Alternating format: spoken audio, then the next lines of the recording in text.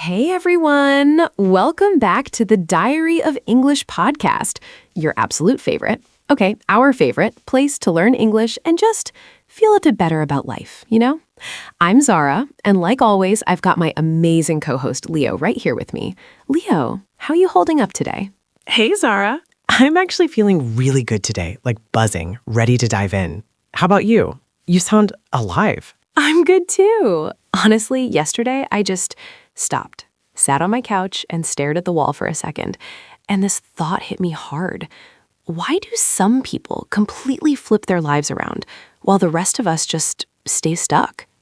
It kind of stung, you know? Oh, I've been there. Totally. You watch someone go from really struggling to absolutely killing it, and you're like, what's their magic? Are they just super lucky, or are they doing something we're missing? Exactly. And then my brain jumped to when I was learning English. At the beginning, God, it felt hopeless. So many words, grammar rules everywhere. I wanted to cry sometimes. But slowly, things clicked. Little light bulbs. And suddenly, I wasn't drowning anymore. Yes, that's it. Me too. I kept telling myself if I just memorize more vocab, boom, fluent.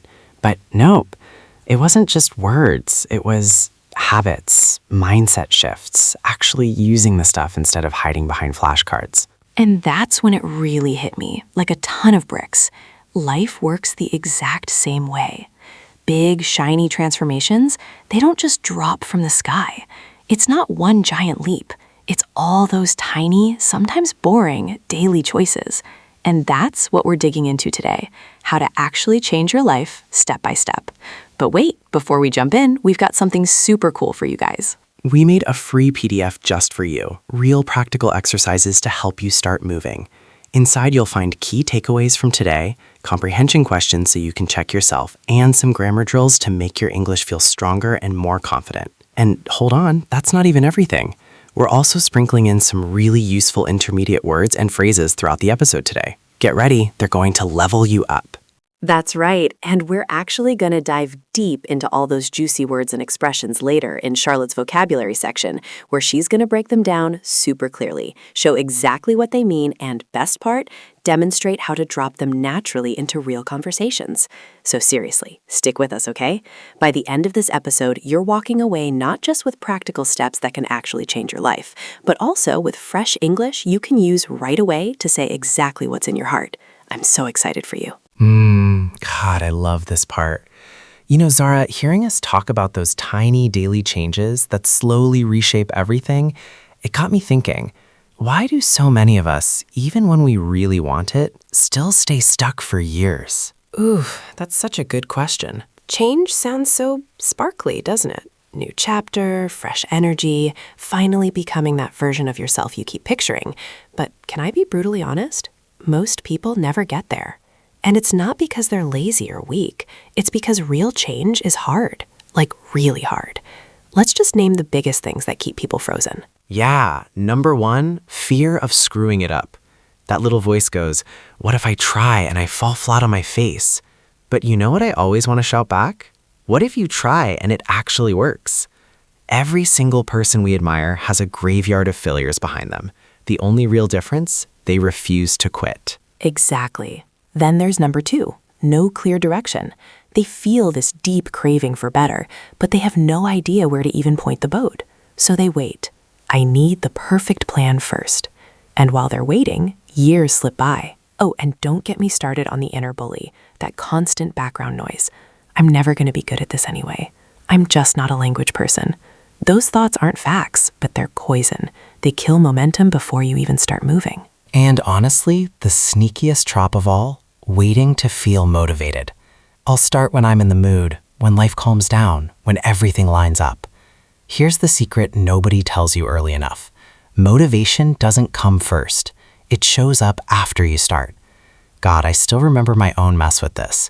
I wasted months, maybe longer, waiting for the stars to align on this one personal thing I was terrified to face. The right moment never arrived. Then one random Tuesday, I just did the tiniest first step. And I swear, everything started quietly clicking into place after that. It wasn't dramatic, it was just real.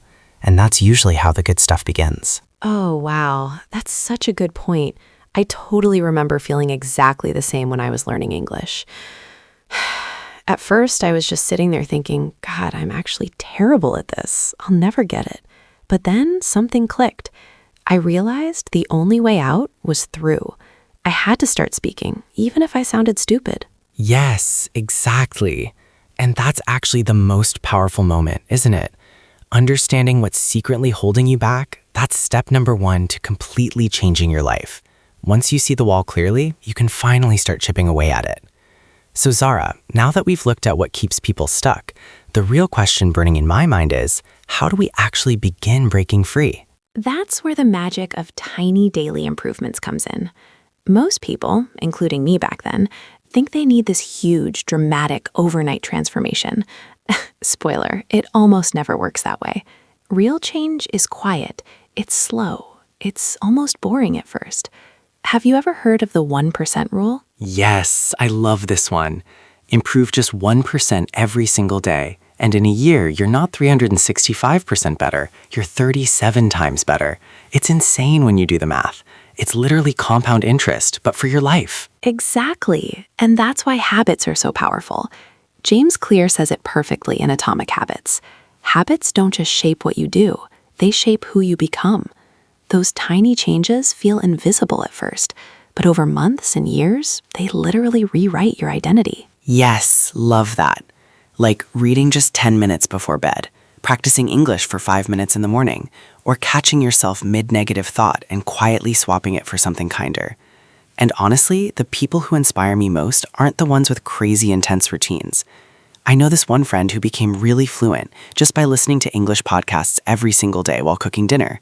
No fancy app, no 3-hour study blocks, just showing up. That gives me chills. So beautiful. The big takeaway is actually really simple. Small, consistent actions almost always beat big, inconsistent ones. So if you're listening right now and your heart is going, okay, but where do I even start? Just pick one tiny thing today. One. That's enough. Yes. And Zara, while taking action matters so much, there's actually something even deeper. Let's be really honest for a second. Our mindset about change is usually the real make or break, because how we think quietly controls everything else. Absolutely. There's this thing called growth mindset versus fixed mindset. If you've got a growth mindset, you honestly believe, hey, I can get better at this. But with a fixed one, you're stuck thinking, I'll never be good at this. This is just who I am. Man, that difference hits hard, doesn't it? That's huge, seriously life-changing. And wait, another thing? Our brain is literally wired to zoom in on whatever we train it to notice. Have you heard about the reticular activating system, the RAS? Yes. Oh my God, yes. Like when you learn a new word and boom, suddenly it's everywhere. Your brain starts filtering everything based on what you're focused on. So if you keep feeding yourself, I can't do this, your RAS goes hunting for proof. Every little failure, it screams, see, told you. But flip it. Say, I'm improving every single day, even when you don't fully feel it yet. And watch, your brain starts spotting the tiny wins instead. I used to do the first one way too much. It sucked. Exactly. That's why reprogramming your mind feels almost unfair in the best way. 3 things that actually work: affirmations, visualization, and gratitude. Right. Positive self-talk, like I'm getting better every day. It slowly rewires you. Visualization, picturing yourself crushing it, your brain kind of goes, wait, we've done this before. And gratitude, oh man. When you force yourself to notice what's already going well, you stop seeing only the walls and start seeing the doors. I still have to remind myself to do it on rough days. That's the real power of mindset. It's not some woo-woo magic. It's straight up training your brain to be your teammate instead of your enemy. So true. Now that we've covered how mindset literally shapes reality, there's this other sneaky thing that stops so many people cold, waiting for the perfect moment to start. Yes, so many of us think I just need to be completely ready first. But here's the honest truth. You will never feel fully ready. Ever. And that's okay. That's actually how it's supposed to be. Exactly. Progress comes before confidence, not the other way around. When I was learning English, gosh, I was so scared to open my mouth. I kept telling myself, I'm not ready yet. like I had to become perfect first. That voice in my head was constant. What if I sound stupid? What if I make a fool of myself? And the longer I waited, the bigger and scarier that first word felt. Oh, that's so relatable. It hurts. But when you finally forced yourself to say that first messy sentence, what actually happened? Honestly, it was awkward, and I messed up a lot, and this blew my mind, every single mistake was like proof I was moving forward. Each clumsy conversation chipped away at the fear. I wasn't perfect, far from it, but I could feel myself getting braver, little by little. Yes, that's the magic right there. I love this one idea. Done is better than perfect. So many of us freeze because we want everything flawless first. But the truth is, messy action beats perfect inaction every single time. 100%. If you wait to feel ready, you'll be waiting forever. Whether it's finally speaking English, starting to exercise, fixing your sleep, or having that scary conversation, just begin. The small, messy steps really do stack up into something huge. So here's a tiny challenge for everyone listening right now. Think of that one thing you've been pushing off. Yeah, that one. Pick the smallest possible first move and do it today. Not tomorrow, not Monday, today. Because one step creates momentum, and momentum quietly builds confidence. Exactly. Tiny, consistent actions, massive change over time. So don't wait for the stars to align. Make today the day. Speaking of taking action, have you ever noticed how much our environment secretly runs the show? It's not only what we do, it's who we're around, what we watch, what we listen to. Totally. The people, the accounts, the voices in your feed, they shape you way more than we admit. There's that quote I can't get out of my head. You are the average of the 5 people you spend the most time with. When I was surrounded by complainers and nothing ever works energy, I started becoming that person too. It was scary how fast it happened. But when I got close to people who were hungry to grow, their fire became contagious. It lifted me without me even trying. Yes, energy is so transferable. So how do we actually build an environment that pulls us forward? Start simple. Follow people who inspire you. Authors, speakers, creators, even random accounts that make you think, I want to be more like that. The more you expose your brain to that kind of energy, the more it starts to feel normal. And then it becomes you. Absolutely. And honestly, joining online learning communities, game changer for staying motivated. There are tons of groups out there, English learners, book clubs, personal growth spaces. When you're around people who actually care about getting better, you kind of can't help but level up too, you know? And the flip side, which hurts to admit, is you've got to cut back on the negativity. Like limiting time with people who complain 24/7, or doom-scrolling news and feeds that just suck the life out of you. It's draining. I've been there. That takes me right back. When I was grinding through English, I felt so stuck, like I was talking to myself in a vacuum. Then I finally joined one little online group, and suddenly there were real people to practice with, vent about the embarrassing moments, and actually cheer when I nailed something. Man, that changed everything for me. Yes, that's the perfect example. The right people around you create this momentum you didn't even know you were missing. Things just start flowing easier. So here's the question I keep asking myself lately. Think about the 5 people you spend the most time with. Are they lifting you higher or quietly pulling you down? If it's mostly the second one, it's scary, but it might be time to make some hard shifts. Surround yourself with voices that light you up instead of dimming you. And speaking of lighting things up, learning fresh words and expressions can really help us say what's in our hearts and goals more clearly. That's why we've got Charlotte waiting in the wings to unpack some powerful vocab from today. Yes, take it away, Charlotte. Hello, English learners. Oh man, I'm actually kind of pumped today. It's time for Charlotte's vocabulary breakdown. So, Zara and Leo were just talking about change, mindset, stuff like that. And honestly, it hit me right here. Let's break down a few words and phrases you can actually steal and use starting right now. First one, mindset. It's basically the lens you see yourself and the whole world through. Like, I have a positive mindset about learning English. And you know what? When you really believe you can get better, that belief itself starts pulling you forward. Crazy, right? Next, get stuck. Ugh, we've all been there. I felt so stuck because I was terrified of making mistakes. But here's the exciting part. You're never actually permanently stuck. One tiny step, and suddenly you're moving again. Promise. Okay, small steps. These are the quiet little heroes. I'm taking small steps, just 5 minutes of English a day. And yeah, it feels tiny, almost silly sometimes. But those tiny moves, they stack. They really stack. Big results sneak up on you. Then we've got environment. This one's huge. It's the people, the vibes, the habits, the endless scrolling you surround yourself with. A positive environment keeps me motivated.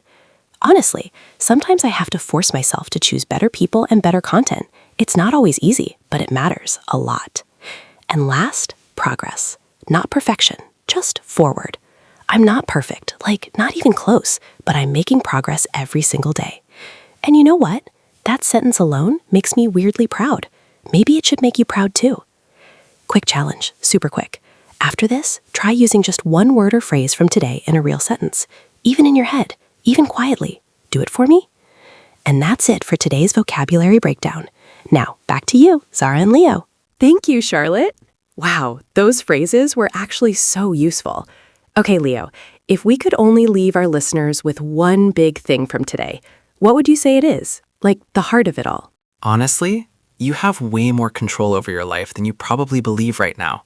Small changes, the right mindset shift, and who you surround yourself with. Those 3 things together, they can completely flip your whole world. I've seen it. I've lived it. That's so true. It's hard, actually. And listen, progress is not this overnight magic thing, you know? It's slow, sometimes frustratingly slow, but every tiny step, it's real. It's moving you closer. Oh, and don't leave yet. Grab our free PDF guide from today's episode. It's got the best exercises and all the vocab we talked about. Super practical stuff to actually lock it in. Also, drop a comment real quick. What's one small change you're committing to today? Seriously, tell us. We read every single one, and it makes our day. And hey, if this episode gave you even a little spark, please subscribe. Share it with someone who needs it. Drop a review if you can. We're all growing together. Let's keep going, yeah? See you next time on the Diary of English podcast. Take care. You've got this.